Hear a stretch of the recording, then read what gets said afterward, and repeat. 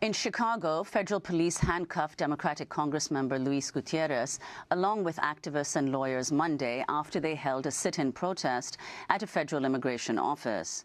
Gutiérrez says the group refused to leave the Chicago Office of Immigration and Customs Enforcement, or ICE, after the agency's regional director refused to answer his questions about the Trump administration's plans for immigration sweeps and mass deportation. Gutiérrez spoke out on Monday after he was handcuffed. We've accomplished our goal today.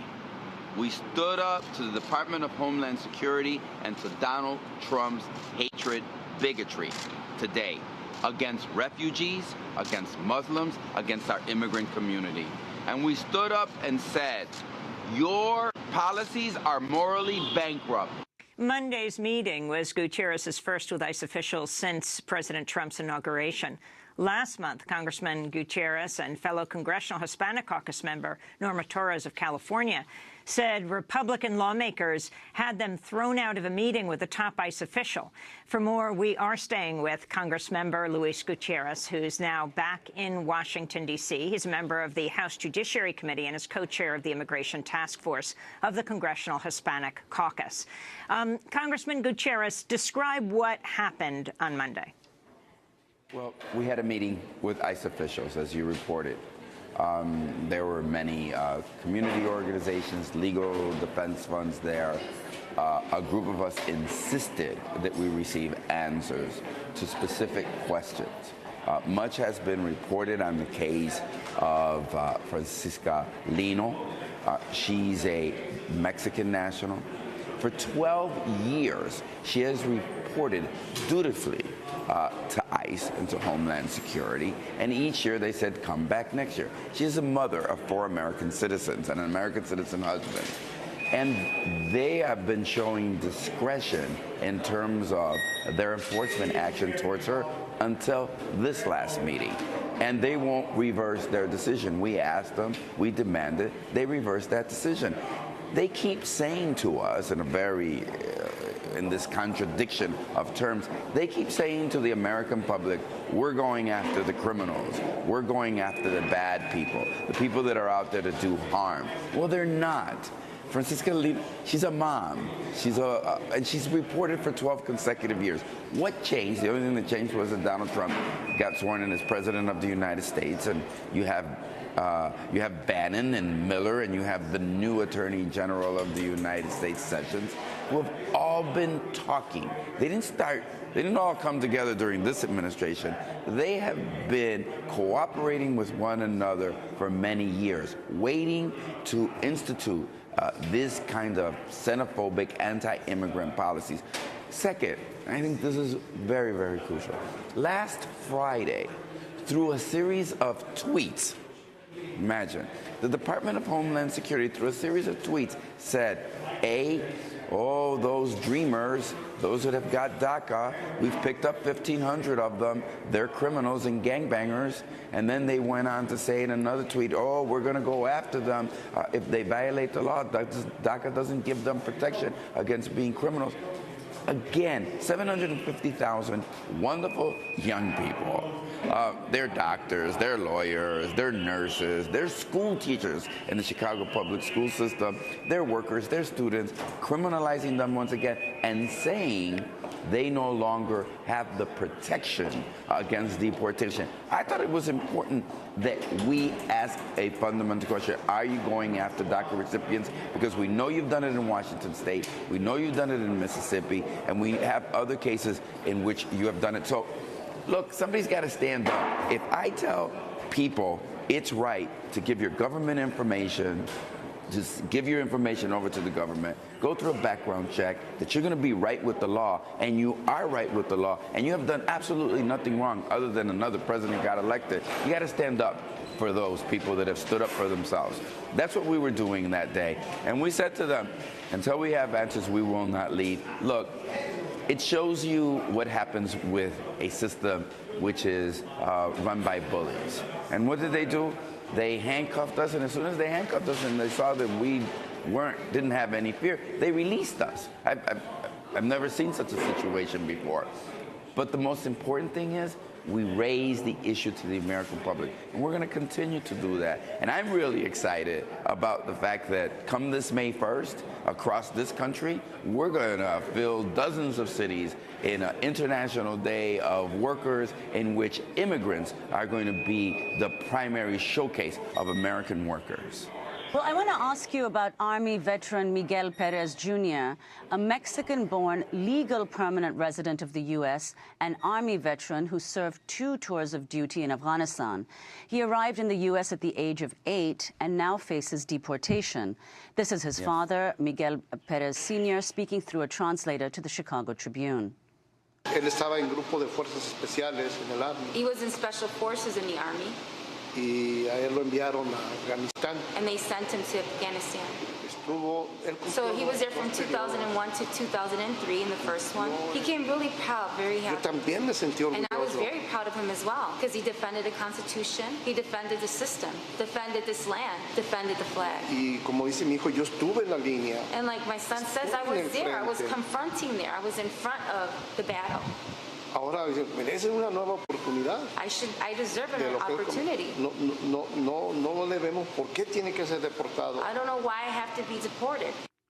So that was Miguel Perez Sr., the father of Miguel Perez. Now, he is a legal permanent resident of the U.S. Yes. How is it possible to deport him? Well, because the Trump administration can and will. And he is under an order of deportation. He has recently lost his case. And I think I'm so happy you're highlighting. He's not the only veteran.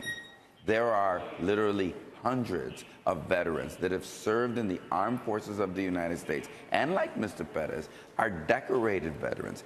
Mr. Perez has never been a U.S. citizen. He's a legal permanent resident, a green card holder. His mom's a citizen. His dad's a citizen.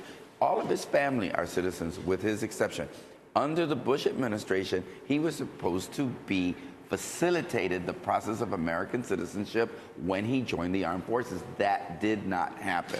But he went on to serve not 1 tour of duty, but 2. And I find it just so reprehensible that an administration led by a president of the United States that on multiple occasions refused to bear arms for this nation when he was called upon, said he had a bone spur that hasn't stopped him from playing on every golf course in every continent of the world, would deport someone who did take up arms and wasn't even a citizen of the United States, not 1 tour, but 2 tours. So look, we're going to continue to fight for Mr. Perez. We are asking senators to look at this case and to file a private bill. And what is that? A private bill is when a senator says, here's my bill because of these extraordinary circumstances.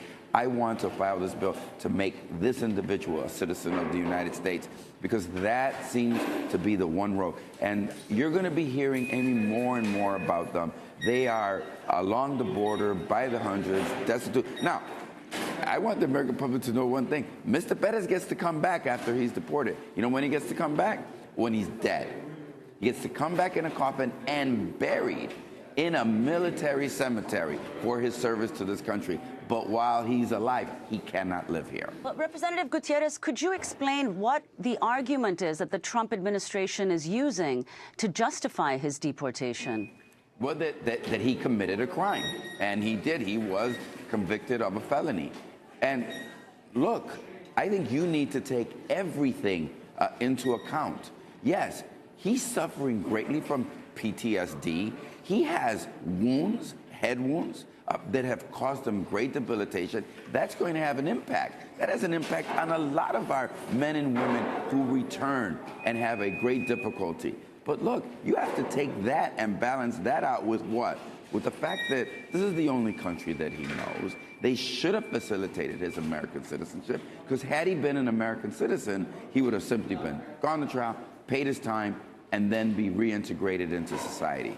We think this is an exceptional case in which the government should, and just so that we're clear, I called the prosecutors and I said, this begs for you to show discretion. You do not have to deport Mr. Perez. You can show discretion and withdraw the charges. He's already paid he went to jail for 5 years. The sentence of the judge, he fulfilled it completely. Don't add an additional, how would I say, burden to this man. Let him reintegrate. Well, he needs his family more than ever before. But we have hundreds of veterans like this that are on the other side of the border who have served in the armed forces of the United States faithfully and dutifully. Last month, President Trump called his deportation plans a military operation during his meeting with CEOs. You see what's happening at the border. All of a sudden, for the first time, we're getting gang members out. We're getting drug lords out.